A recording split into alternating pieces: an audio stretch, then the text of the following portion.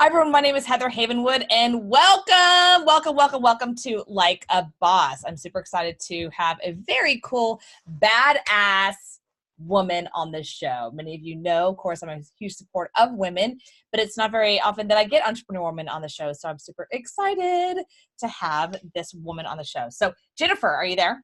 Yes, I'm there. Hi, Heather. Yes. So Jennifer Carroll, I'm going to tell everyone who you are, okay? Jennifer Carroll is a former TV news reporter turned wife, mother, desperate housewife. I got to ask about that. Author, speaker, caregiver, and now widow. We're going to talk about that today. And her very, I guess her personality and humor has been channeled her grief. And I think that's really important. We're going to talk about that today, about how I was on a comedy, I did some comedy and stuff like that, and how comedy really does help with grief. It's turned her grief into a passionate message of resilience and lessons learned through her loss. Her motto is to engage people with laughter, move them from tears to inspiration. Let's talk about the name of your book. What's the name of your book? Beyond Invincible. How to live large, live long, and leave a profound legacy. So let's move into exactly what this is all about, okay? And this is about how you were a widow at the age 45. But that particular, your husband really had a profound impact on your life. And how is that? Oh gosh, yes, he did. What is this exactly all about? Yeah. Widow at, he made his first millions in his 20s, but he made his first widow in her 40s. And it is a sad story to tell. I have, channeled this loss and anger and grief into this passion project where I really am hoping to save lives. I'm hoping to share our stories, not only about living large, because we had this great love affair. It was not perfect. Trust me, there was times I thought if I shot him when I wanted to, I'd be out of prison by now. But he was the love of my life. And we raised these great kids.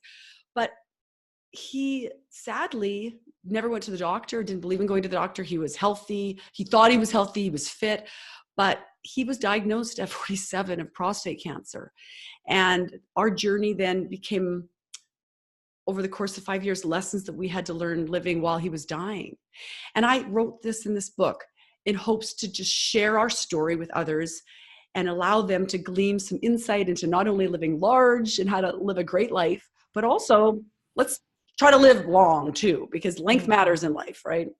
Something that you talked about in the green, where we were talking about how you had this profound privilege to marry this crazy alpha entrepreneur. And I kind of want to say that for a second, because I understand that. I didn't marry an entrepreneur. I am that alpha entrepreneur, and it is a crazy life. It is a crazy life. And I think some of our spouses or boyfriends or girlfriends or whoever partners, many times when I talk to entrepreneurs that are crazy, type A, crazy entrepreneurs, usually the person behind the scenes, their wife, usually they're like, oh my God, what did I sign up to? Like, what is this? Right. Like I didn't have a gun at my head when I said I do. I love you, but this is nuts. Right. So I find it fascinating that after his passing and you going through your own personal grief, you are becoming that entrepreneur. I wouldn't say you're crazy, right? But you are stepping into your own personal power. You're stepping into that entrepreneurship. But let's go back a little bit as marrying to him. What was it like married to him as a crazy type A entrepreneur? It was a roller coaster ride, and it was fun, and I loved it. It was not a perfect marriage. It had its challenges, but it was super fun. We traveled the world. It was, it's funny. I remember this one time we were meeting for lunch, and I had to come sometimes book appointments with Phil because he was so busy and he said no to nothing. So I booked this lunch, and I was going to sit down and say, Phil, I heard this concept called staycation, where you stay at home and you appreciate the backyard that you created, the home that you've created. And let's just do that for once instead of always traveling somewhere. And as he sits down, he goes, oh my God, I got to tell you this story. I met this guy and I'm getting kind of bored in my life. And I want to go to Belize and I want to do this dive trip. And I'm looking at him going, oh my God, I married an entrepreneur. Like, I can't tell him ever about a staycation because this is never going to happen. no is not part of his vocabulary. It's like, what's next? What's next? What's next? Like, let's just keep exploring the world and let's adventures. And it was really, it was, what's the word? It was Sweet. Intoxicating. It was intoxicating, adventurous, sweet, like choose your own adventure. Do you remember those books when you were younger? I had them, and you could choose at the end of each like particular chapter, you could choose your own adventure. Did you have this book? That's yeah. You could basically into the book, like you could read the book like 5 different times, and each time you'd have basically a new book because you choose your own adventure. That's what I hear is like your beautiful marriage was choosing your own adventure.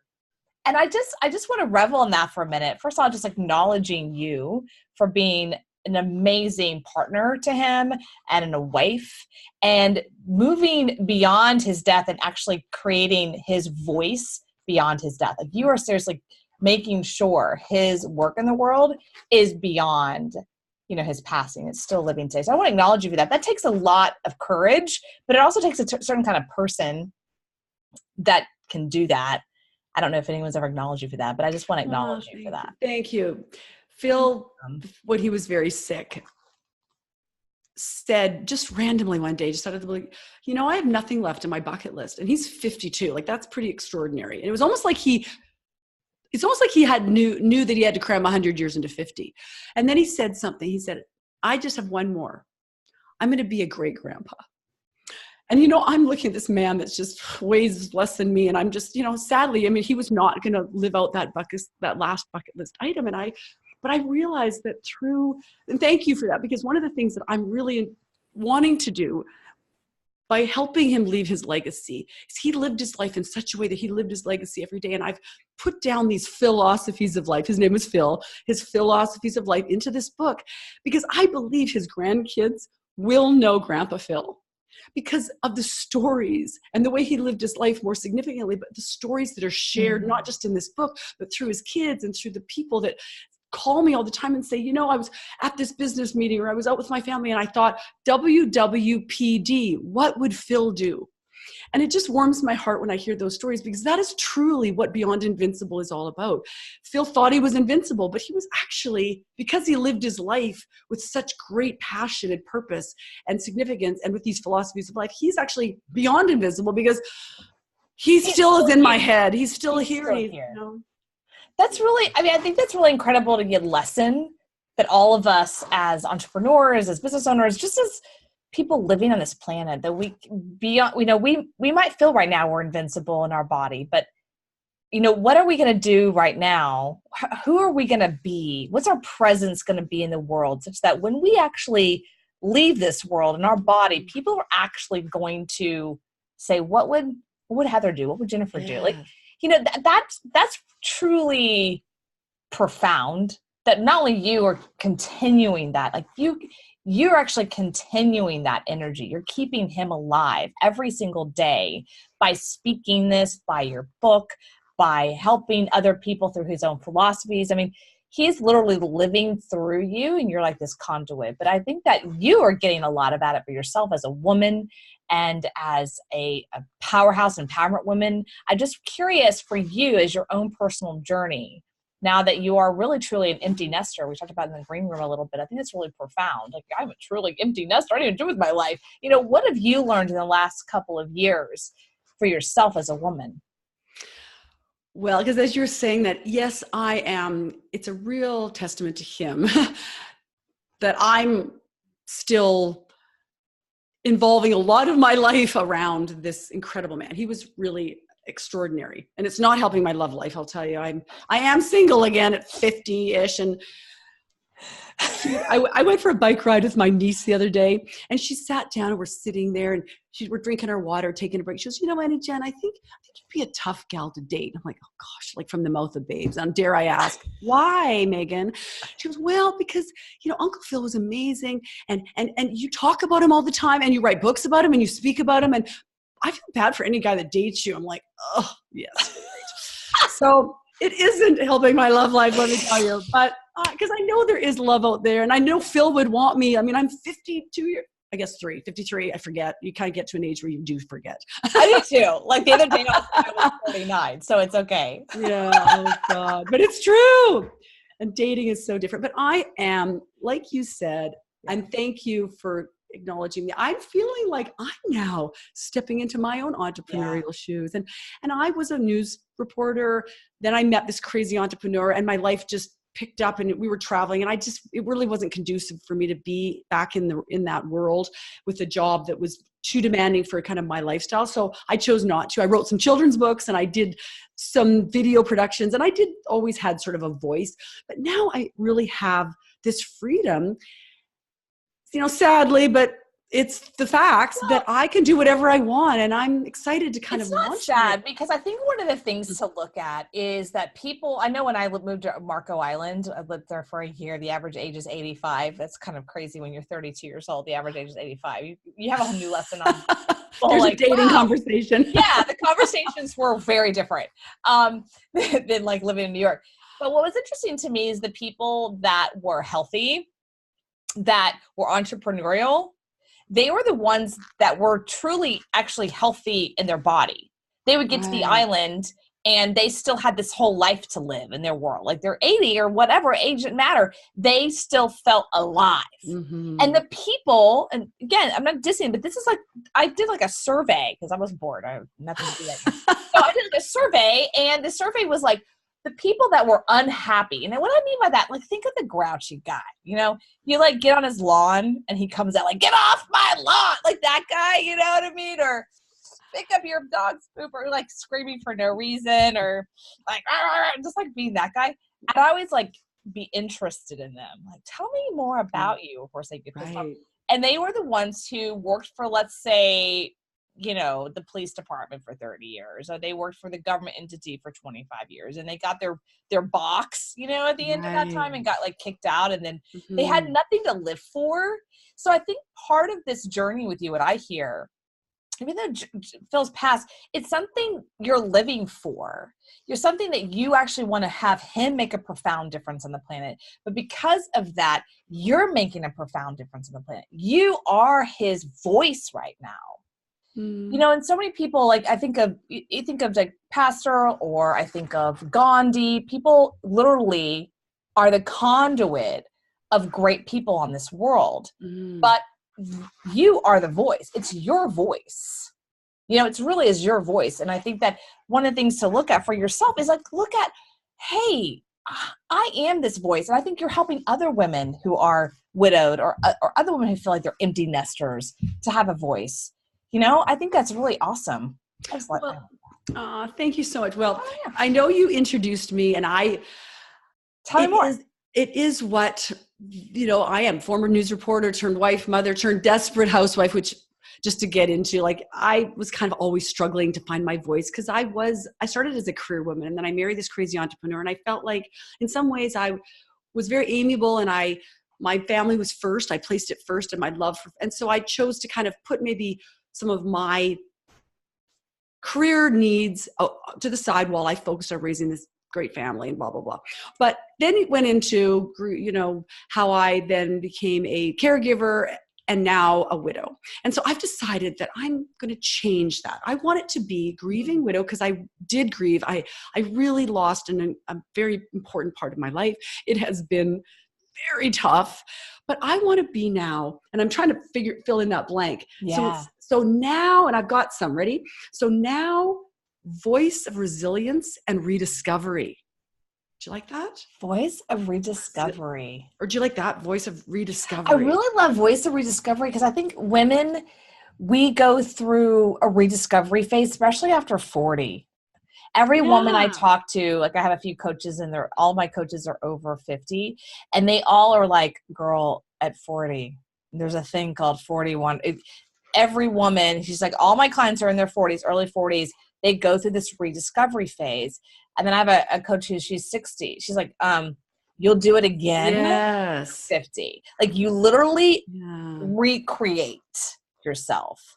So I love the rediscovery. I think a lot of people can relate. I think women do it more than men. Right. I'm going to compare there, but I think they do. I think it's because of our internal clock.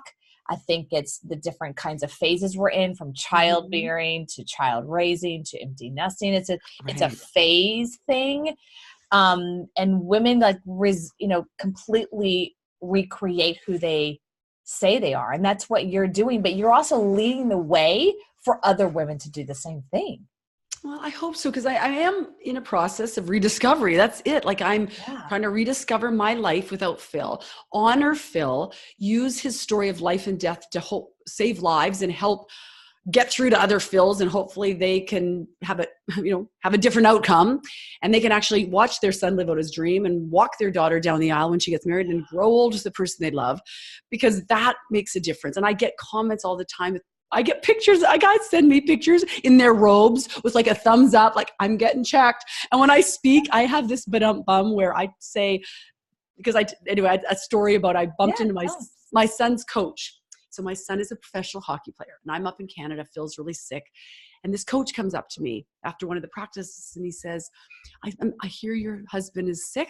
Your son says he's dying. Let me ask what he has. I said, prostate cancer. He's like, I thought everyone survived prostate. I'm like, if you get checked and you're proactive about your health, you can be one of the 97% of people that survive prostate cancer. But Phil's wasn't that guy. And I'm like, by the way, coach, how old are you? Well, I'm 48.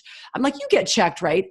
No, I don't get checked. I'm on the ice with the boys. I'm in great shape. And I hate going to the doctor, and I don't need a doctor going there, if you know what I mean. And I'm a non-confrontational person.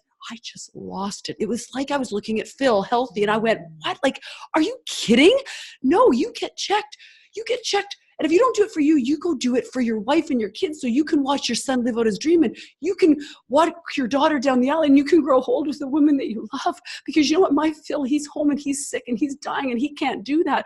I said to this coach, and I looked, I'm like, you go in and you get checked, and you bend over and you take it like a man. He's like, holy shit, I'm usually taking a strip off your kid on the ice like that. But you know what? Fast forward 3 months, Phil's died of prostate cancer. We're back in Victoria at my son's hockey game, and Coach Jeff comes up and gives us his condolences and leans in and kind of looks around and goes, Jen, I went in and I got checked, bent over, took it like a man. And you know what? When the doctor was putting on his glove, I said, Doc, I'm doing this for a woman, and it's actually not my wife. So that's my bum is bend over and take it like a man. It's true. I think, I was just in a meeting about an hour before our call, and there was a gentleman there, and he's getting his last radiation, his prostate cancer. And it's, and I have two friends that are neighbors. They went through breast cancer, and they're 41. It's a real, they're both healthy. I think it's a real thing. I think as an entrepreneur, you have to really realize your health is everything. I think that entrepreneurship, we give so much that sometimes we forget we have to fill back up. And I think it's really great, your message, because you're not just saying, hey, get checked in prostate. You're saying, hey, make sure you're healthy for everyone else in your life. Make sure that you can be that crazy entrepreneur, but make sure that there's people around you that love you and adore you, and want to make sure that that you're around for them. And that's a beautiful message, Jennifer. Well, and I do try, like, that is part of my goal, because I think this personality is a fix-it personality. They fix everything and they take care of everything. And they have a bit of a God complex per se. At least I knew of one of them. And when I draw, I want to show, and I show images of Phil, and I show images, and I want them to see this 90-year-old dying man that's in fact a 52-year-old entrepreneur. And I want to have them see images of this man a year earlier with his son playing hockey in the backyard, and his daughter surfing with his daughter. And I want them to recognize that, wow, that's me. I'm that great guy that does all these great things and is a great husband and is successful. But wow, that happened to him. He was in good shape. He looked amazing. He ran marathons, and he's that 90-year-old dying man. Whoa. And that's where the light bulb goes off, because it's not just about them. It's about all the people. Like, it is so sad that my son plays professional hockey. It was Phil's dream. I mean, when I squeezed out that baby and he's in Phil's arms and he's crying, and I'm like, is it a boy? Phil's wiping his eyes. It's a hockey player. Like, this kid came out a friggin' hockey player. And Phil never got to see him play one professional hockey game. And his daughter, isn't married yet, but she's going to walk down the aisle one day without her dad. And I'm freaking single in my 50s, which is not fun. That's another podcast conversation. That's another podcast conversation. Dating after divorce / widow. Yeah. No, I'm proud to be honoring Phil and sharing. You are honoring Phil, but you're also helping spread a message beyond way just Phil. And I think that you're beyond legacy. I mean, that's really, you're creating a legacy for him and for you. Because I don't know if you know this a lot about me. Whenever I work with a client or whenever I work with an entrepreneur or group, and I'm working with men usually, I always ask them, who's the girl behind the scenes? Like, I'm always like, who's the girl? They'll always have one, right? So I'm meeting with some people earlier today, and it's all men, except he said, okay, her name's Jennifer. Jennifer's our assistant. We do nothing without her. So in my world, I'm like, okay, so Jennifer holds all the power. Yes. I'm like, hey, where's Jennifer? Forget you. Yeah, I'm like, hey, because I know what it takes to be a powerful, powerful woman behind a powerful man. It takes something. Yeah. It really does. And I honor you, but I honor every woman out there that's helped build a man's company, be the CEO of their family. It takes something. I was that person. I was behind the scenes a lot, building other people's company, building my ex-fiance's company from 0 to 1.5. Like, I was that person.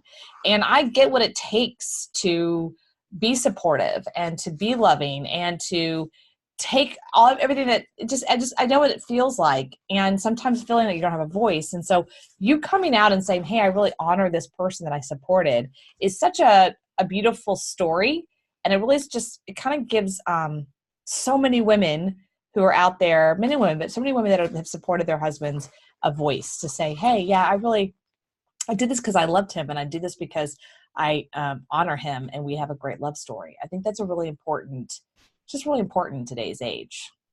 I agree. Thank you for that. Because I do feel that yes, I am proud of the life I had with Phil and that story and that chapter. We all have stories, and there will be another story, and there should be. But I like being an us, and I love men. I love this man in my life, and I know there will be other men in my life that I will give love to and get love from, but that we will complement each other.